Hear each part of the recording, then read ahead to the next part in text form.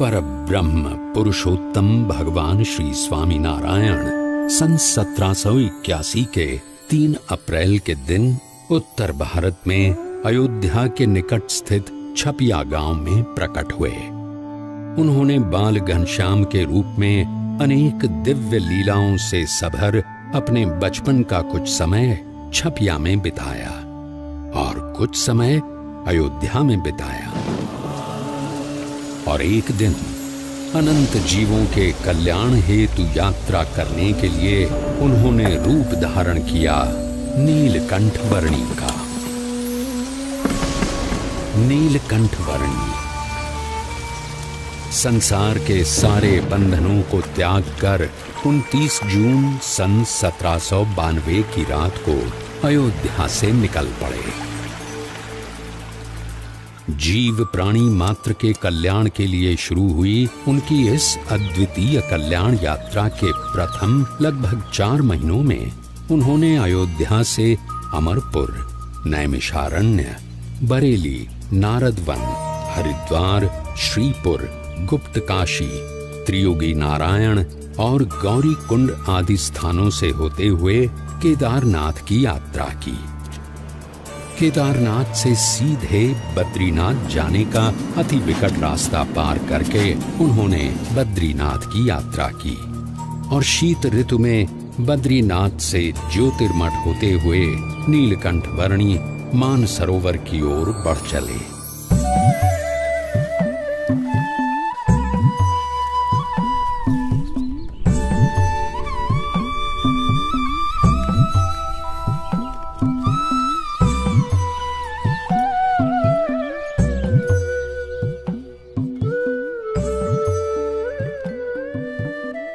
सत्यं वद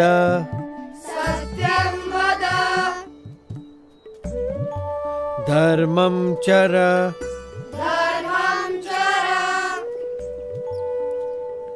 सत्यान्न प्रमदितव्यम्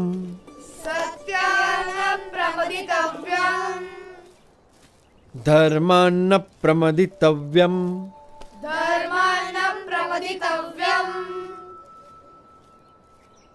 धर्म पालन, अहिंसा, सेवा, यह सब अच्छे मनुष्य जीवन के लक्षण हैं और इसीलिए इन सब सद्गुणों को अपनाते हुए परोपकारी जीवन जीना चाहिए। उसी में मनुष्य जीवन की सार्थकता है।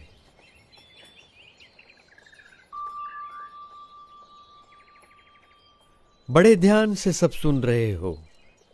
क्या समझ में आ रहा है? कुछ प्रश्न हो तो जरूर पूछना, झिझकना मत। निस्वार्थ सेवा भावना और सदाचार में कोई बुराई नहीं है, पर केवल सत्वगुणी प्रवृत्तियों से ही जिया गया जीवन परम कल्याण के लिए पर्याप्त है। जन्म से लेकर मृत्यु तक यदि केवल इन सब में ही जीवन व्यतीत हो तो स्वयं का कल्याण कैसे होगा?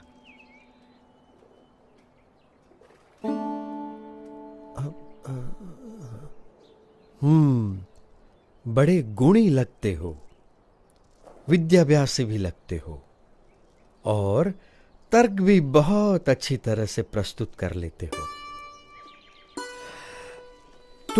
तो आप ही बताओ, आपका क्या विचार है? मनुष्य को कैसा जीवन जीना चाहिए? ऐसा जीवन जो उस उच्चतम विद्या को पाने के लिए जिया गया हो, जिसे जानने के बाद और कुछ भी जानना बाकी न रह जाए। पर ऐसी कौन सी विद्या है? ब्रह्म विद्या, जिससे अपने अहंकार, स्वभाव, अज्ञान, इंद्रियों एवं अंतःकरण की गुलामी, हर प्रकार के दुख, सारे बंधन, जन्म मरण के चक्कर, इन सब से मुक्ति पाकर आत्यंतिक कल्याण प्राप्त होता है। पर केवल स्वयं के कल्याण के लिए जिया गया जीवन स्वार्थ सिद्धि का पर्याय बनकर ही नहीं रह जाएगा। यदि व्यक्ति यथार्थ रूप से आत्यंतिक कल्याण के मार्ग पर चल पड़े तो उसका जीवन अपने आप ही सबके लिए कल्याणकारी बन रहता है, एक यज्ञ के समान बन जाता है। सबकी भलाई का यज्ञ, सबकी सेवा का यज्ञ, सबके कल्याण का यज्ञ। अच्छा। अब पर आप हो कौन? मैं नीलकंठ हूं। आप इस उम्र में ऐसे अकेले क्यों निकल पड़े हो? सबको परम कल्याण के मार्ग पर प्रेरित करने के लिए, यही मेरे जीवन का उद्देश्य है। उम्र से तो आप शिष्य जैसे लगते हो, पर ज्ञान से गुरु हो।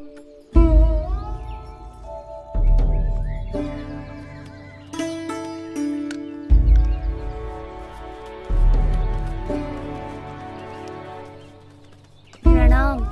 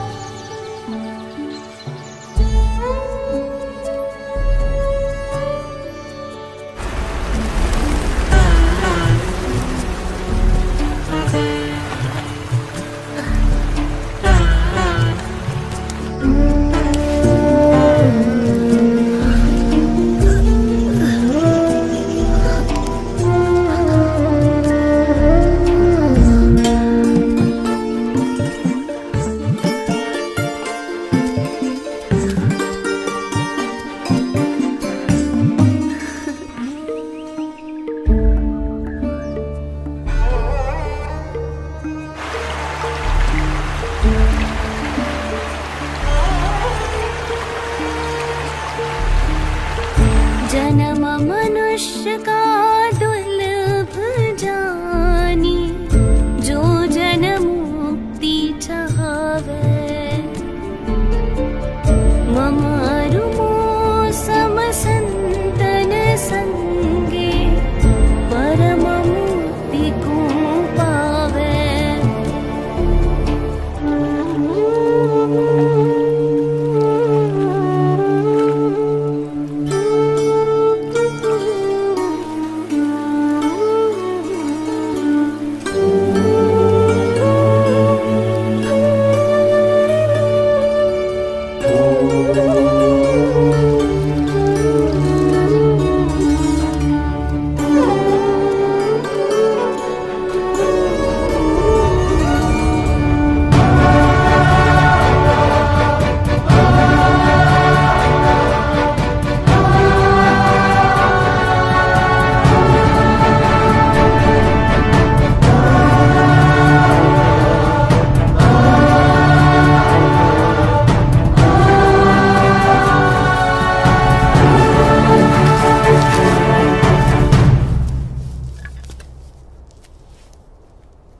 मानसरोवर जाते हुए रास्ते में नीलकंठ वर्णी पुण्यवंत तपोभूमि बद्रीवन में आए।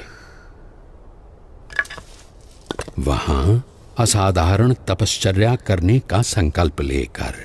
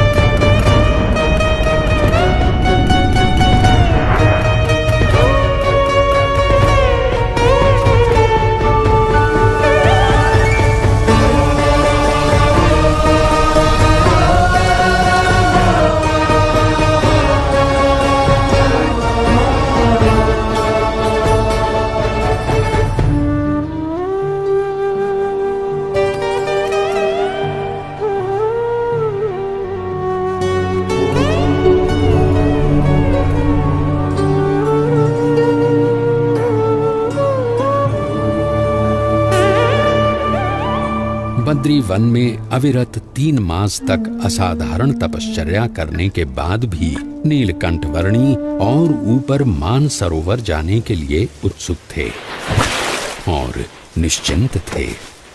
और यहाँ नीचे ज्योतिर्मठ में बद्रीनाथ मंदिर के पुजारी जी चिंतित थे। पुजारी जी, ऐसा हिमप्रपात तो हर साल शीत ऋतु में होता रहता है, आप इतने चिंतित क्यों हो गए? क्योंकि इस साल शीत ऋतु में एक नन्हा बालक मानसरोवर की ओर चल पड़ा है। हमें यहाँ इतनी संरक्षित जगह पर रहते हुए भी चिंता हो जाती है, तो उसे वहां कितनी चिंता होती होगी, कितना डर गया होगा वो। जिस भूमि पर शीत ऋतु में खड़ा रहना ही मुश्किल है, वहां अपनी यात्रा कैसे करता होगा वो। बर्फ के वीरान रेगिस्तान में केवल 11 साल का मासूम अकेला।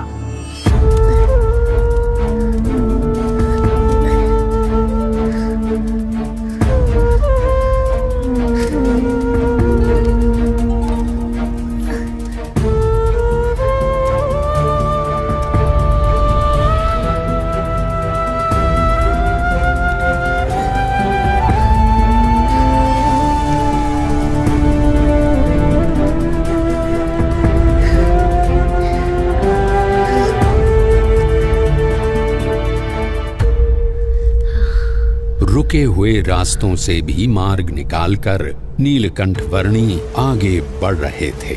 जहां ठंड से लड़ते लड़ते सूरज की किरणें भी हार जाती थीं, वैसे बर्फ के रेगिस्तान में सूरज से भी अधिक देदीप्यमान रहते हुए